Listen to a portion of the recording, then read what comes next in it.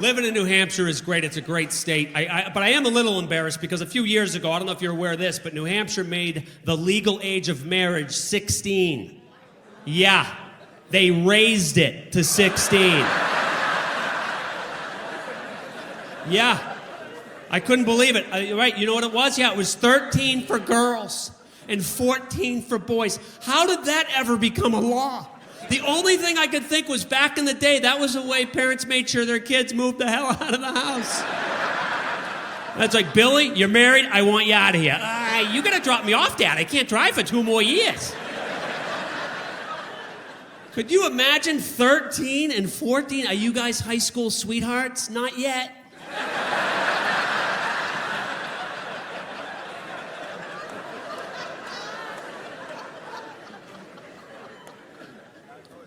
High school sweethearts, that's an amazing thing. Do we have any high school sweethearts out here tonight?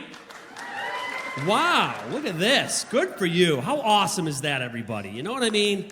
It's great. I mean, 2 people who meet each other, and both of them know right away that they can't do any better.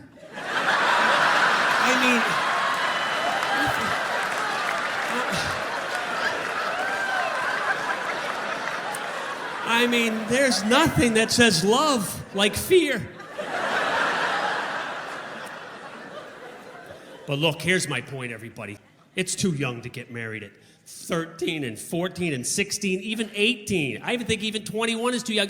You don't know what you want when you're that age. Now, I don't know if anybody saw this story on Good Morning America. There was a 100-year-old man marrying a 103-year-old woman. Now, at 100 and 103, you know what you want. You want someone, if you don't wake up in the morning, they pick up the phone and make a call, am I right? You don't want a soulmate, you want a spotter.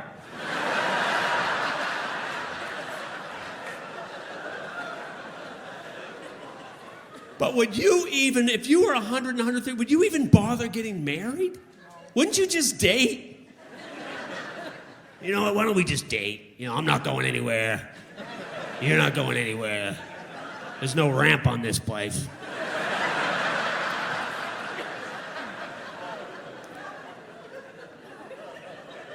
I mean, are you worried? Are you worried people are going to judge you? Were they living together before they got married? Yeah, they were assisted living together.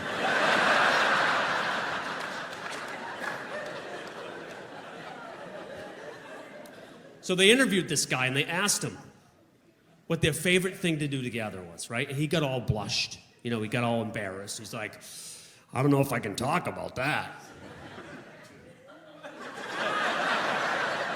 Wait a second. Is he implying that they're fooling around in their hundreds? My wife and I just turned 50. We're almost done.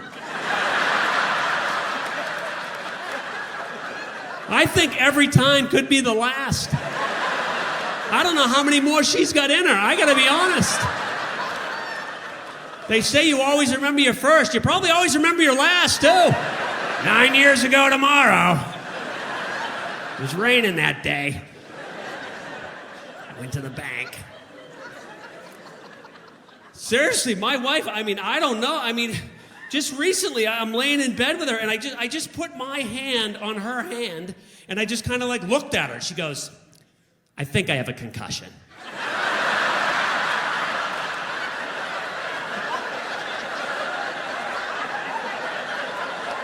You had to go right to concussion?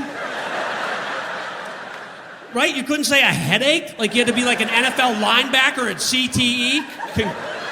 What kind of scumbag would I be trying to put the moves on my wife if she's in concussion protocol? I mean, that just shuts the door completely. I mean, that's better than the COVID excuse. Right, guys? If your woman's like, I think I have COVID. You know what? I probably already got it. Let's light the candles.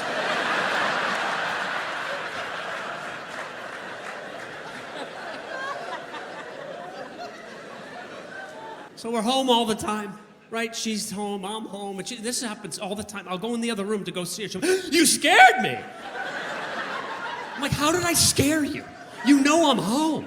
You think someone climbed through the window, choked me out with a rope, they're coming in to get you? Now I gotta send her a warning text. I'm on my way, like, heads up. She's like, how far out are you? 20 seconds, I'm in the other room. I don't want you to freak out on me. I don't want to scare you.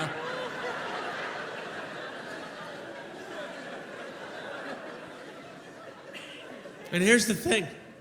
She's staying remote. She's staying remote. She said, my company decided we're going to stay remote. I'm like, for how long? She's like, forever?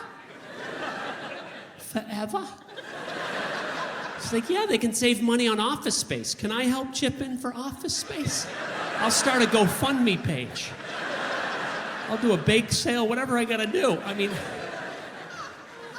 mean, look, how do I say this without it coming out wrong? If I knew COVID was going to happen, I don't think I would have married my wife. I mean, I think I would have married like a hairdresser. Somebody who could have been a benefit in a lockdown, right? Or an HVAC person. How cool would that be? HVAC, heating and cooling? Man, how cool would that be? Not only is she not like an HVAC person or something cool like that, you want to know what she does for work? HR. Human resources. The absolute worst job for a comedian to be married to. Every joke I bounce off her, she's like, I don't know about that. You can't say that anymore. I wouldn't go there. That's a hot button issue. That's going to offend somebody. I'm like, she can't even fix a furnace.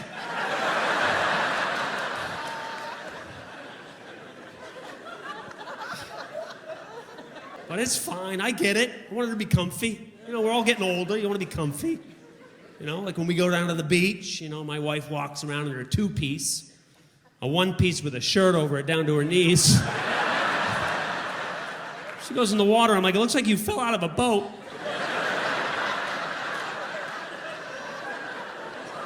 It's like, forget free the nipple, free the knee. How about that? It's hard to make my wife laugh. You know, I try to make her laugh. We went to the beach one day, so I thought it'd be funny if I wore a Speedo. Yeah, that backfired. Let's just say there's a reason that's a French-Canadian thing and not an Irish-Canadian thing, all right? Went to get a coffee. The guy behind the counter asked me what my preferred pronoun was.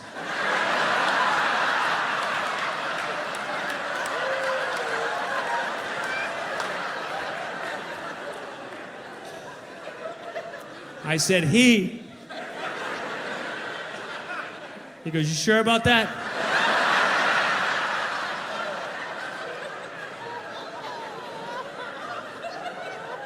And by the way, let me just say, okay?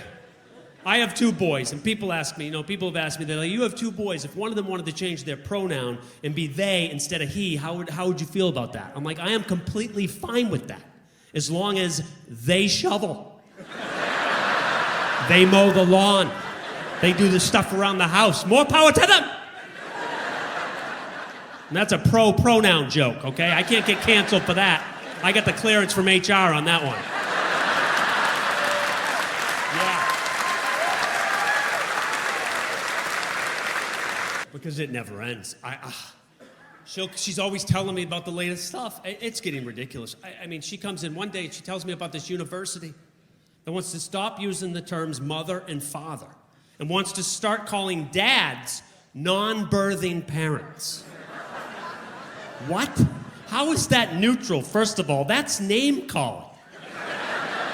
Why don't you just go with no good, do nothing, piece of shit dads, right? Just right? Dads kick us right in the nuts. Why hold back? I mean, come on, ladies. We had something to do with the birth. You're non-penetrating parents. How do you like that, huh? I'm just saying. You want a name call? You're NPPs, non-penetrating parents. You did nothing. You just laid there, all right? We know what you did, okay? No, doesn't feel good to call names. We don't need to resort to that.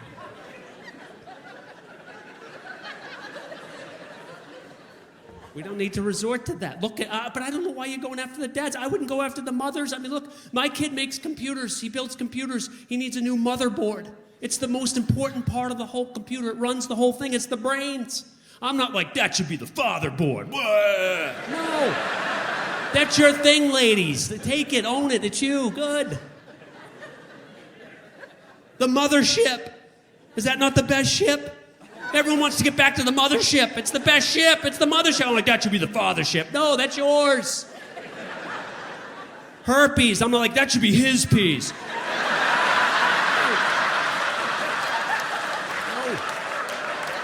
Own it, love it, spread it. You be you.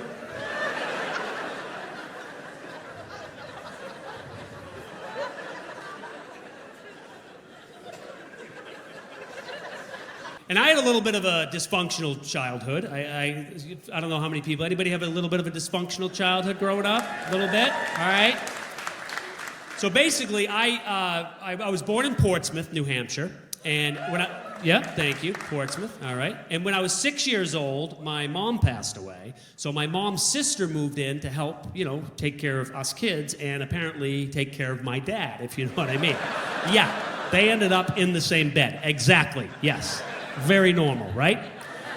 She brought two of her kids. So in this one house in Portsmouth, there was a dad, an aunt, 2 cousins, and 4 brothers. That's when they said, we really should be in Maine. Okay? Yeah.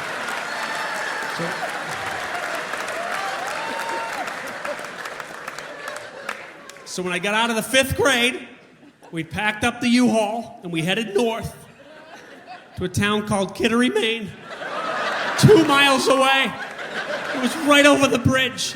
It was 2 miles from my old house to my new house. It was the first house on the left as you crossed over Interstate 95 into Maine. It was the first house on the left. Now, I know Maine, people make fun of it and all that, but when the first house in Maine has a dad, an aunt, 2 cousins, and 4 brothers, that's not a great look.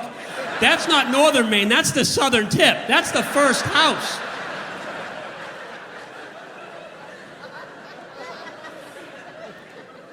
And I said to my dad, I'm like, Dad, you and Aunt Glennis are like in the same bed. He's like, look, on the bright side, if I'm gonna end up with one of your aunts, better your mom's sister than my sister.